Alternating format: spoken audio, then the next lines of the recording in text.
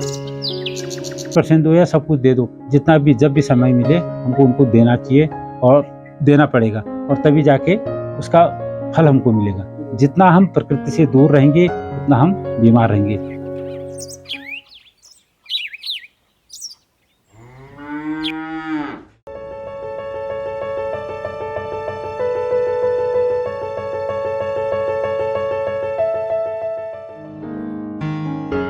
स्वास्थ्य क्या है? संतुलन स्वास्थ्य है, असंतुलन ही बीमारी है।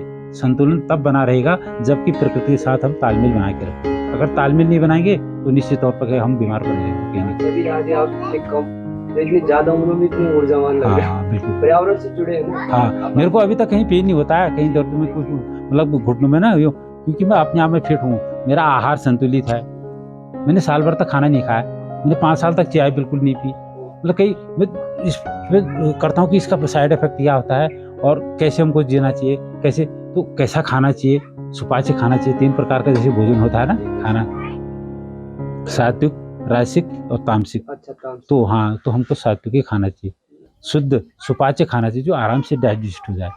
भगवान कृष्ण ने अर्जुन को यही तो सिखाया, उसने 18 दिन तक जो है सिखाते रहे। वो अर्जुन ने कहा कि भगवान मेरे तो पल्ले कुछ पड़ ही नहीं रहा है। उन्होंने कहा कुछ मत करो, तो मेरे शरणागत हो जा। अगर इंसान भी जंक फूड, फास्ट फूड, जो प्रोसेस से बनी हुई चीज़ें उनको अगर उनका त्याग कर दे, उनको त्याग दे, और उसके बाद जो प्रकृति जो उसको नेचर शुद्ध ऑर्गेनिक जो उग रहा है, अगर उसी पर आश्रित रहे, उसी को खाए, तो मैं गारंटी देता हूँ, लिख के देता हूँ कि कभी आदमी बीमार पड़ेगा ही नहीं और 100 साल तक स्वस्थ रहेगा और जिएगा, जब तक जिएगा बिल्कुल। पुराने जमाने लोगों का जो खान पान रहता था ना, हाँ, तो कभी बीमार नहीं पड़ते थे। अब आज या तो हमें 30 मिनट निकालने पड़ते हैं एक्सरसाइज करने के लिए। पहले इस तरह की एक्टिविटी होती थी ना कि जैसे मतलब जैसे हमारे यहाँ जानवर घुमाते हैं, उनसे पूछते हैं, तो अपने आप ही मतलब वो हो जाते हैं। वही तो फिट रहते हैं। पहले के जमाने के स्वस्थ भी रहते थे और स्वस्थ के साथ साथ इतना वर्क करते थे। पहले ऐसे संसाधन नहीं थे, गाड़ी से नहीं जाना पड़ता था, पैदल भागते थे, है ना। हम ही कितना भागे हैं। पुराने लोग तो रामनगर से सामान लेके जो है सिर में बोझा ढोके 7 दिन लगते थे उनको वहाँ से आने में ना। तो आज कोई कल्पना वो कहेंगे यार तुम तो झूठ बोल रहे हो, ऐसा तो हो ही नहीं सकता है ना। बोलते हैं अक्सर बोलते हैं कि तुम 2 घंटे कैसे चल जाता है पैदल, वही तो पहाड़ चढ़ना है। वो कितने दोस्त ना मेरे ऐसे सवाल भी पूछते हैं। जी मतलब जैसे मैंने कभी वीडियोस वगैरह दिखाता हूँ अपने घर गाँव, बोलते तुम्हारा गांव जो है पहाड़ पर है, तो ये कभी नीचे को नहीं सरकता। मैंने कहा ये हमारे पुराने जमाने जो लोग भागते हैं उनकी देन है ये। और ऐसी जगहों पे घर बना रखे हैं जो पानी के सोर्स हमारे पास उपलब्ध है, और आज के टाइम पर वही सोर्स जो है नष्ट होते जा रहे हैं। यही जो हमारा मतलब जो संस्कृति की ओर न जाना हमें मतलब काफी वो कर रहा है। हाँ वही तो ना, तो इसके लिए तो भैया कहीं ना कहीं वही तो कह रहा हूँ कि हमारे भी जो वृद्ध लोग हैं, जो रिटायरमेंट हैं, मेरे को 60+ हो गए, तो हमारी भी कोई रिस्पॉन्सिबिलिटी बनती है कि हम आने वाली पीढ़ी के लिए, अपने राष्ट्र के लिए, समाज के लिए कुछ पल निकालें, कुछ समय निकालें और कुछ करें। और नहीं करेंगे हम भी ऐसे करके चले जाएंगे। तो इसीलिए जो जानकार थे पहले के ना, तो वो उनका जो ज्ञान था और जो पुरानी चीज़ें थी वो ऐसे लुप्त हो रही। कई बीज ऐसे हैं, कई हमारे खाद्य पदार्थ हैं उनका बीज ही उपलब्ध नहीं है। कहीं जलचर, थलचर, नभचर ऐसे हैं। तो इसीलिए तो मनुष्य को कहा गया है कि भाई सर्वश्रेष्ठ योनि मानी गई है। 84 लाख योनियों में 42 लाख जो हैं जलचर हैं और 42 लाख हैं नभचर और थलचर। तो 84 लाख योनियों में सर्वश्रेष्ठ मानी गई है मनुष्य योनि। इसीलिए कहा गया बड़े भाग्य मानुष तन पावा, सुर दुर्लभ सदग्रंथन गावा। ये बड़े भाग्य से मिलता है ये ऋषि मुनियों की, हमारे पूर्वजों की देन नहीं जो हमको मनुष्य शरीर मिला है। अगर कहीं चमगादड़ अगर स्वर बंदर बना देते तो इसलिए इतना माइंड दिया है। और यही जो है वो बीमार नहीं पड़ रहे हैं, वो अपनी सही चल रहे हैं। तो इसलिए देवता लोग भी तरसते हैं। देवता भी अगर किसी का अंग आता है तो मनुष्य का ही सहारा लेता है। तो कहीं ना कहीं हमको सोचना पड़ेगा, मनुष्य होने के बावजूद हमारे लिए इतनी कॉलेज, इतने ही स्कूल विद्यालय, सीखने वाले सिखाने वाले हैं, और फिर भी हम नासमझ बने हुए हैं। उन पशुओं को देखते हो, बंदर कभी बीमार पड़ता ही नहीं। हाँ ये तो है। उसका ब्लड वो पता, जब आदमी का ब्लड वो नापा जाता है तो बंदर से ही कंपेयर करते हैं उससे, क्योंकि वो कभी बीमार पड़ता नहीं। हाँ, बीमार पड़ने से भी पड़ता नहीं है, कि बीमार करने के बाद भी वो बीमार नहीं पड़ता है। तो वो कैसे जी रहा है और कैसे स्वस्थ है।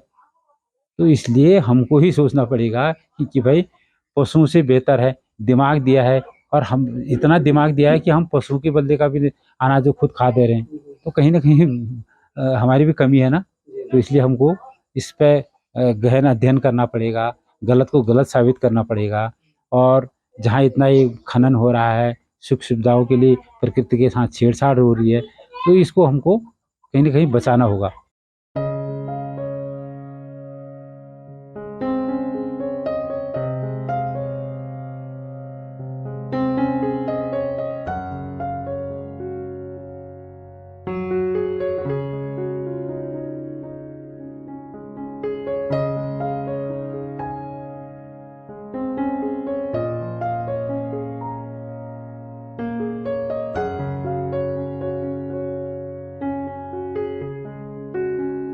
मेरा ऐसा नहीं है, वो दिल्ली रहते हैं, मेरे को ऐसा नहीं है। धरती कहीं भी हो हरी भरी होनी चाहिए, खेत किसी का भी हो भाई उनके लिए होगा, पर होगा तब कि जमेगा पेड़। तो वो ऐसा नहीं है कि वो मेरे को देगा या उनको नहीं देगा, या उनको देगा उनका खेत है उनको ऑक्सीजन देगा मेरे को नहीं देगा।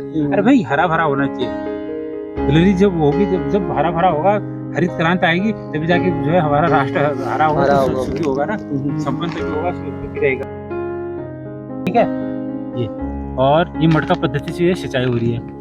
अब यहाँ एक सुराख कर दिया उस तरफ, पेड़ की तरफ, अच्छा नीचे, और उस सुराख से जो है पानी उधर धीरे धीरे जा रहा है। तो ये भर दिया है, हफ्ते दिन 12-15 दिन तक तो इसको धीरे धीरे करके, यहाँ देखो नमी है ना, यहाँ से अंदर नमी आता जा रही है। तो ये पेड़ को पानी देने की जरूरत है ही नहीं, गर्मियों में मत दो इसमें। और इसके अंदर जो है वो सुराख बंद ना हो, इसलिए छन्नी रखती है इस पे। और ये मटका पद्धति से हमारी जो है पूरे गर्मियों में आराम से डेली पानी देने की जरूरत ही नहीं है इसमें। अब जब ये कितने दिन हो गए, अभी तक खाली नहीं हुआ, ये यहाँ तक गया है। अब जब खाली हुआ फिर भर दिया, पर मिसयूज नहीं होगा। एक एक बूंद करके इसकी कीमत है। जैसे एक एक वो कणके है ना, तो पानी की बचत के लिए मैंने ये सिस्टम अपनाया कि भाई घड़े से जो है इसकी सेफ्टी होगी और पानी भी मिलेगा। जैसे कि बारिश होगी नेचुरल पानी नीचे वैसे भी भर जाएगा। तो इसलिए जो है जाली भी लगा रखी है, पेड़ भी होगा और वैसे सेफ्टी होगी। और बिना जल है तो कल है, और जल ही नहीं है तो कल भी खांसी। बिल्कुल। इसलिए पेड़ के लिए पानी भी, गर्मी में पानी जरूरी है। तो इसलिए आदमी जब ठान ली ना, तो मैंने सोचा कि भाई मैंने आगे बढ़ना है, और जिस प्रकार से हम उनको सुन रहे हैं, हमको इस ढंग से ऐसा करो, ऐसा कुछ कर दिखाओ कि लोग हमें सुने। नहीं हाँ, तो इसलिए हमको इस ढंग से चलना चाहिए और ये ऐसा काम करना चाहिए कि जो हमें सुने और हमें जाने, हम लोगों को जाने तो हमको जाने ना। और जो लोगों को सुन रहे हैं, जो लोगों से सीख रहे, हम भी तो हमारे अंदर भी तो वो क्वालिटी होनी चाहिए। आदमी जो है डॉक्टर और वो है ना, जो इंजीनियर हैं, जो ये पायलट हैं, ये भी 5, 7, 8, 10% दिमाग का यूज करते हैं। जिनने कंप्यूटर बनाया, मतलब कहने का मतलब ये है, अहंकार सब त्याग करके ऐसे करके ध्यान मुद्रा में बैठेगा, और या फिर ऐसे करके बैठेगा, और तो निश्चित तौर पर उसके मन में जो है शांति होगी, एक नया प्रकार का एक सुकून मिलेगा, और उससे फिर आदमी का दिमाग शांत होगा। मैं जब पेड़ लगाता हूँ तो संकल्प लेता हूँ, मेरे को गुस्सा नहीं आता है। और आज देखो देश की सबसे बड़ी पार्लियामेंट में, वहाँ सदन में देखते हो कि वहाँ कुर्सी की उठक पटक होती है, इतना ये संयम नहीं है लोगों को, है ना, दूसरे की मेडिटेशन शांत। हाँ, तो ये जरूरी है। और जिसके पास ये नहीं है, तो फिर वो कितना ही पढ़ा लिखा भी हो, तो पढ़ा लिखा मूर्ख माना जाएगा। तो मैं एक पेड़ लगाने के लिए भी कहता हूँ, ज्यादा मत लगाओ, एक लगाओ, उसको पालो पोसो ना। तो प्रत्येक बच्चा अगर अपने अपने जन्मदिन पर लगाएगा, तो निश्चित तौर पर कहीं ना कहीं हमारे इसमें राष्ट्र हित में जो है काम होगा, पर्यावरण के लिए काम होगा, तो कहीं ना कहीं फर्क पड़ेगा। और सभी ऐसे लापरवाह हो, कहेंगे एक से क्या होता है।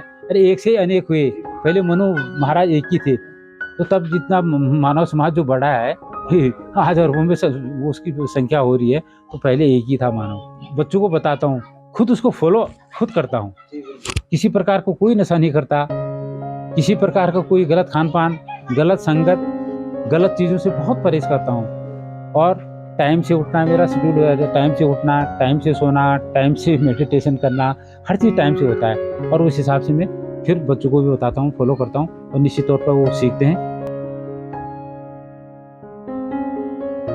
लाठी नीचे हुआ रखिए ना, वो मैंने और भी खेत में लगा रखे हैं, चंदन का पौधा भी उनमें एक खेत में, दूसरे की खेत है। मेरा ऐसा नहीं है, वो दिल्ली रहते हैं, मेरे को ऐसा नहीं है। धरती कहीं भी हो हरी भरी होनी। तो आदमी जो है वर्तमान से ही, लोग पागल क्यों हैं, या दुखी क्यों हैं, या चिंतित क्यों हैं, हम बहुत सी सोच रहे हैं क्या होगा, कैसे होगा, कब होगा, क्या करेंगे, या तो भूत के पीछे, अरे यार ऐसा हो गया, इसके पीछे लग गए। ऐसा नहीं, आप वर्तमान को जीना सीख जाए, वर्तमान से ही भूत बनता है और वर्तमान के कार्य से ही भविष्य का निर्माण होता है। ठीक है, तो इसलिए वर्तमान में जियो।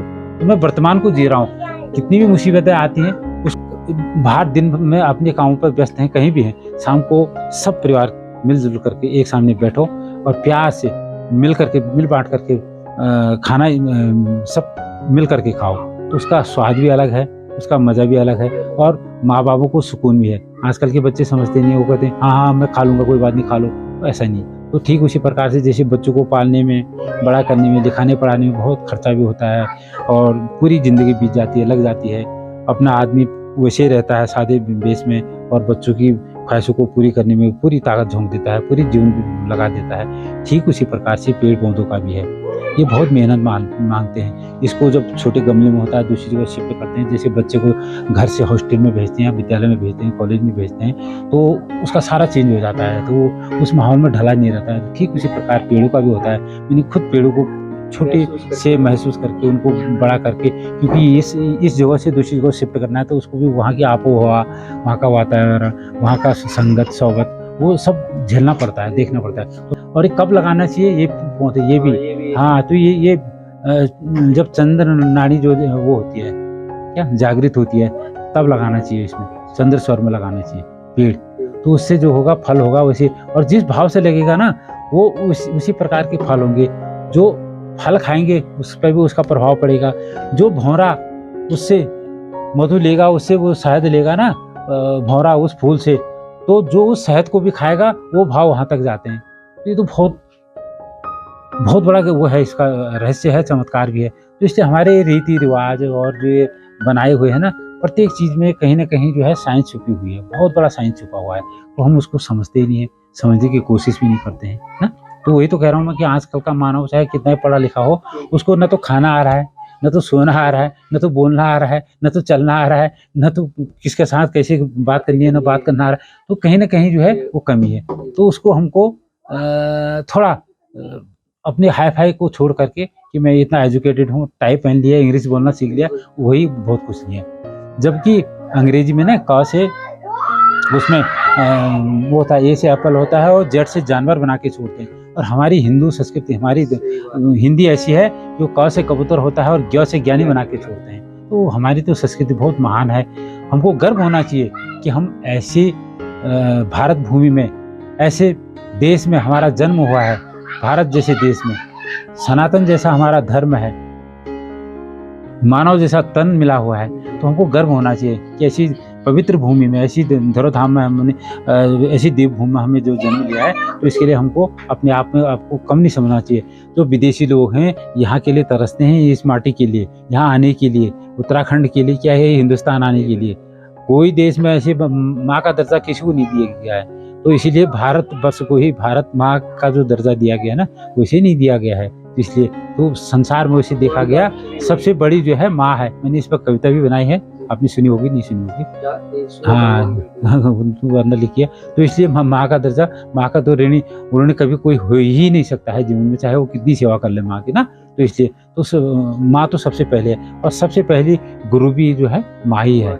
ये इसीलिए तो कहते हैं कि मातृभाषा, माँ के जो संस्कार हैं, माँ जो सिखाती है, सब कुछ माँ ही तो सिखाती है। उसके बाद विद्यालय में तो बाद में आता है। तो सबसे पहली जो अध्यापिका है, पहली गुरु है हमारी, जो आचार्य है, जो शिक्षक है हमारी, वो माँ है प्रत्येक बच्चे की। तब जाके जीवन में आगे आदमी सीखता है।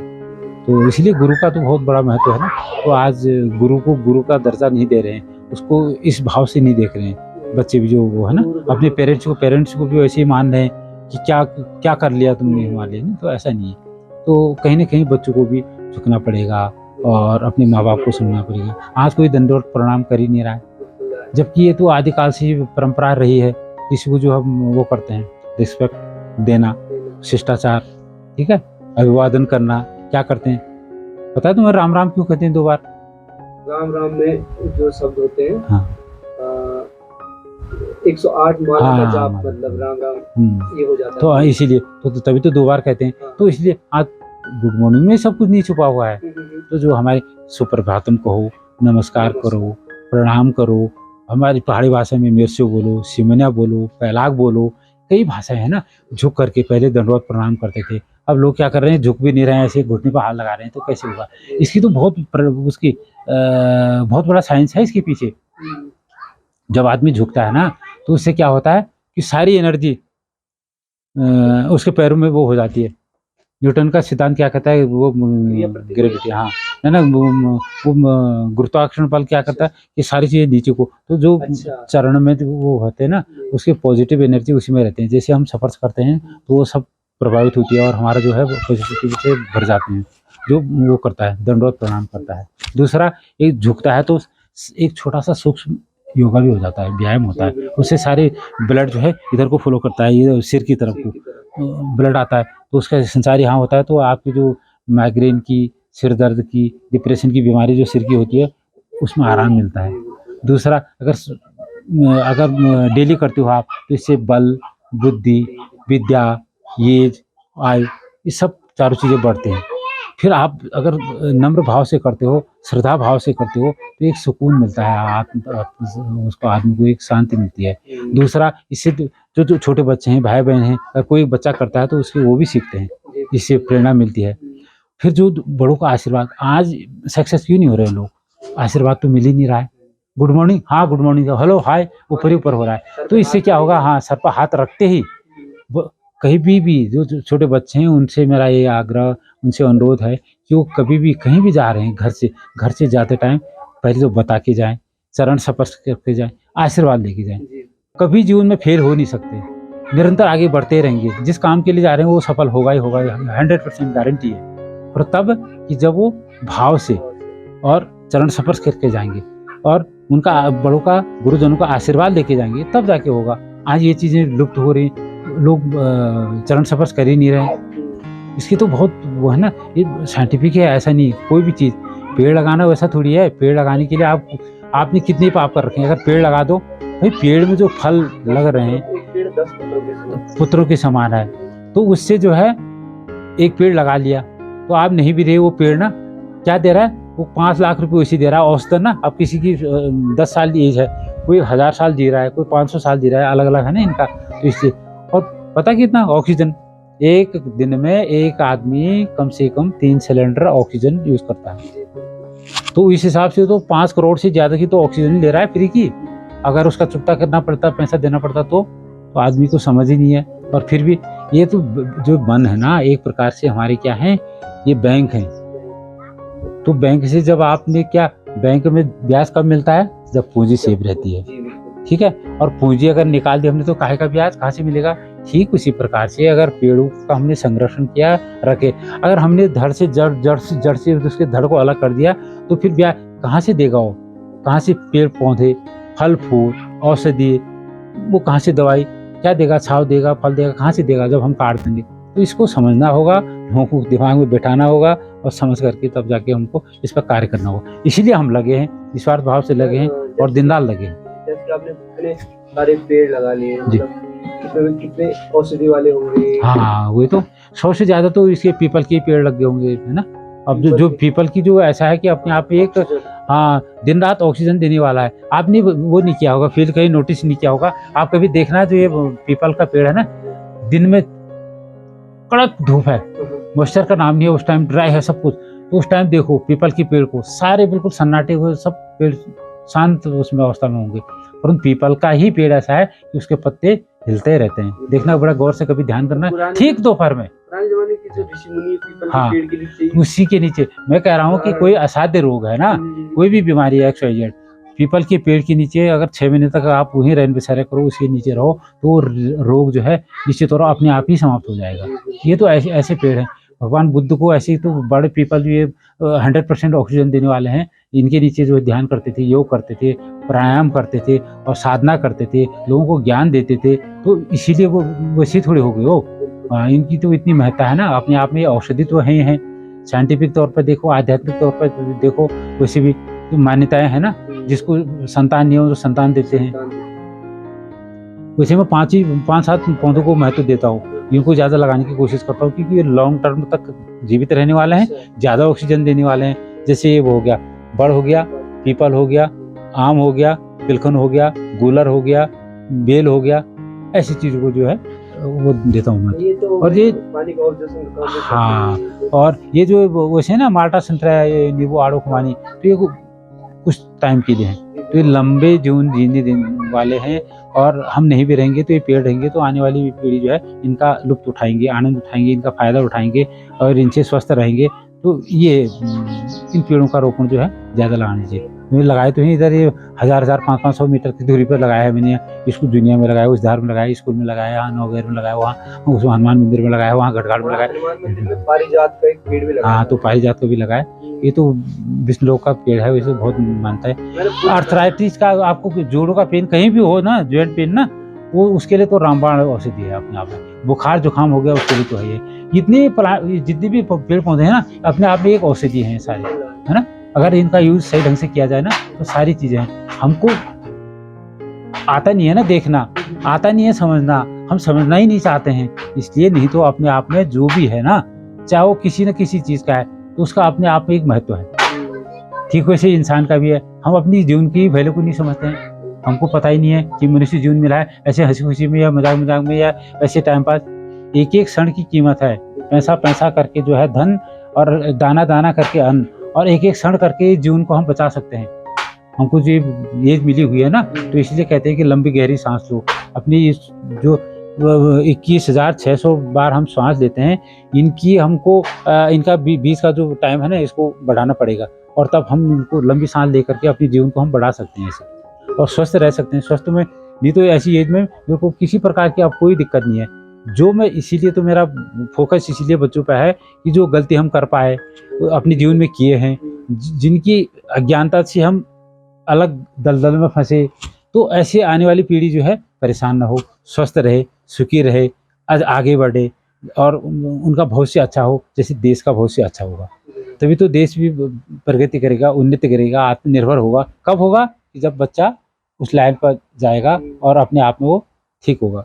आदमी का मतलब लक्ष्य ये होना चाहिए कि जीवन कैसे जीना है।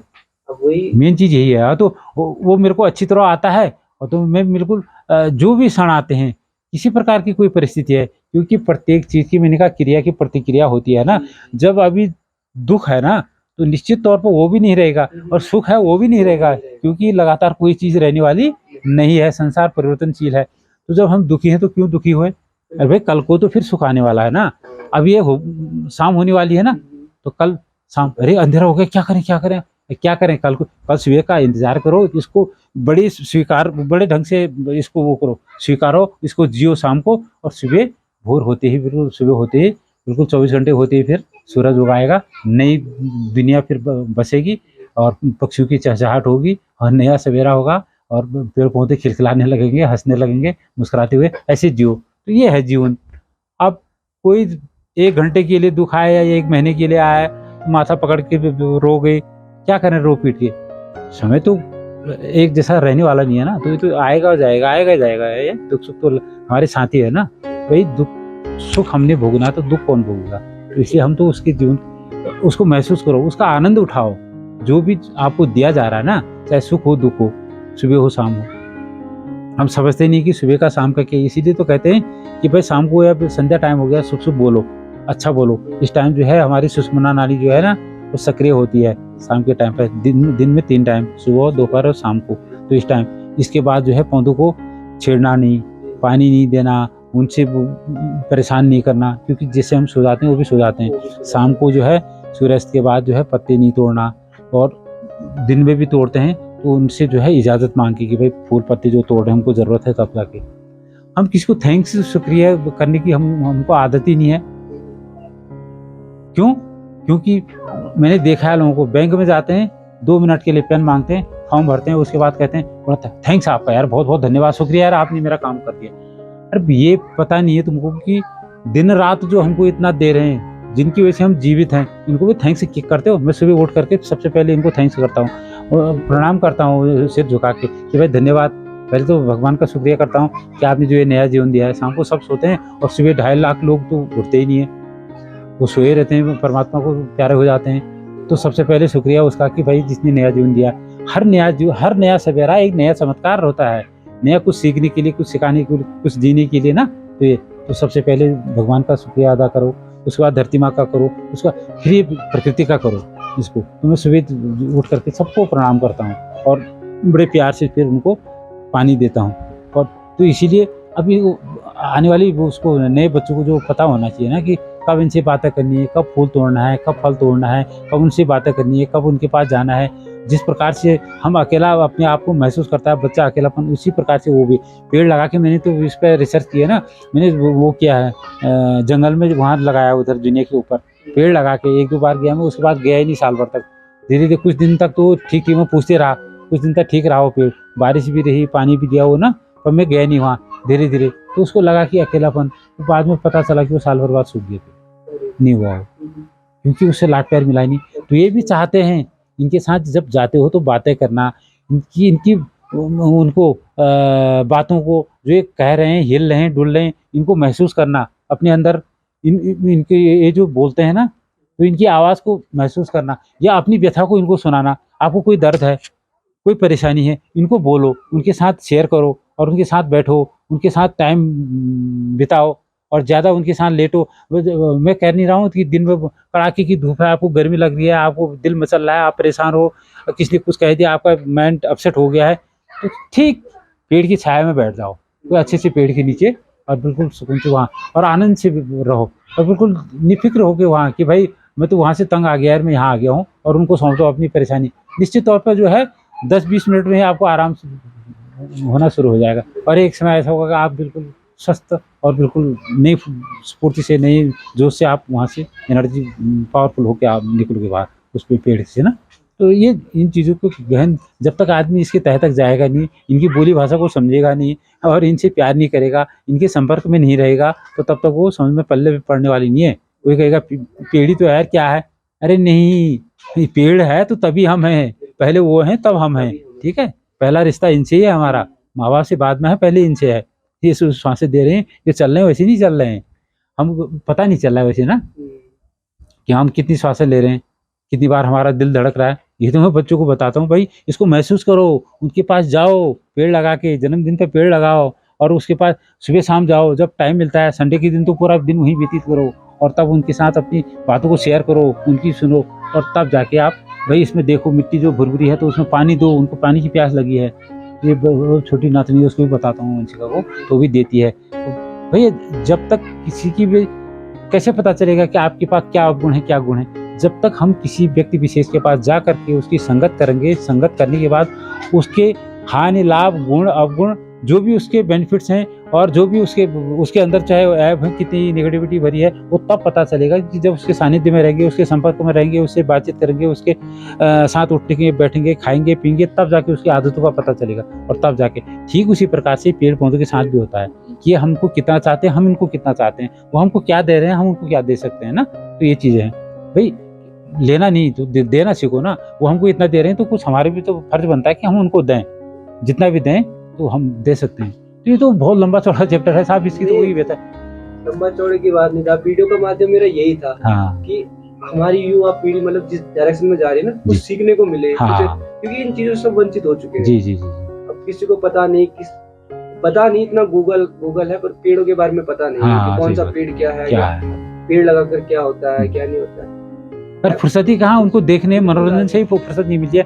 तो इसीलिए मेरा तो यही मानना है और यही संदेश जो है मैं हर विद्यालय में जाकर के बच्चों को देता हूँ। और हमारे लिए तो वो बच्चे जो हैं देश का भविष्य वही है साहब, तो इसलिए उन पर फोकस मेरा रहता है और पूरा प्रयास रहेगा। और जब तक जीवन है मेरा, मैं तो समर्पित हूँ इस प्रकृति के लिए भी और संस्कृति के लिए भी, आने वाली पीढ़ी के लिए भी। तो मैं जहाँ भी जाता हूँ और जाऊँगा, और जब तक किसी देह में प्राण है तब तक मैं निश्चित तौर पर बिल्कुल लगातार इस काम करता रहूँगा। जब तक ये सांसें दी हैं भगवान ने, तब तक जो है जिन्होंने सांसें दी हैं उनको देने के लिए, इसके लिए मैं निरंतर प्रयासरत हूँ। बस आपको बहुत बहुत धन्यवाद कि आपने इतना बहुमूल्य समय दिया हमको, और मैं आगे भी चल के आपसे बहुत कुछ सीखने को मिलेगा, यही आशा है। और बहुत अच्छा लगा आपसे बात करके भाई। ठीक है, सीखना क्या, सिखाते तो यही है, प्रकृति सिखाती है हमको, वही हम शेयर कर रहे हैं। हमको आता जाता जो भी है प्रकृति से ही सीखा है, यहीं से सीखा है और यही देना है, ये ना। तो यही है, ये साथ से लो, इस साथ से दो, तो देना सीखना चाहिए ना आदमी को। कभी ऐसे नहीं ऊपर से हाथ करना सीख लीजिए। जब भी भाई सब कुछ दे रहे हैं तो हमारी भी कुछ रिस्पॉन्सिबिलिटी बनती है कि हम भी दें, चाहे वो प्रकृति से हो चाहे अपने से बड़ों को हो। भाई बच्चा है, जब बच्चा है तो माँ बाप ने पाला, तब तो बच्चे को सब कुछ दिया। जब माँ बाप की बारी आई, वो बुढ़े हो गए, तो किसकी ड्यूटी है? बच्चों की भी तो कुछ जिम्मेदारी बनती है कि माँ बाप की सेवा करें, उनकी देखभाल करें। तो यही बस माइंड सेट यही बिठाना है उनके दिमाग में, यही प्रेरणा देनी है कि इससे बड़े आदमी के साथ साथ बढ़िया आदमी कैसे बने, संस्कारवान कैसे बने। विद्या के साथ साथ ना संस्कार भी हो, तो तब जाके तो इसी को जो है मेरा एक छोटा सा प्रयास है। और कब तक कहाँ तक ये सार्थक होता है, क्या होता है, तो छोटा सा प्रयास, और इस पर निरंतर जो है काम कर रहा हूँ कि वह प्रकृति और संस्कृति बची रहे।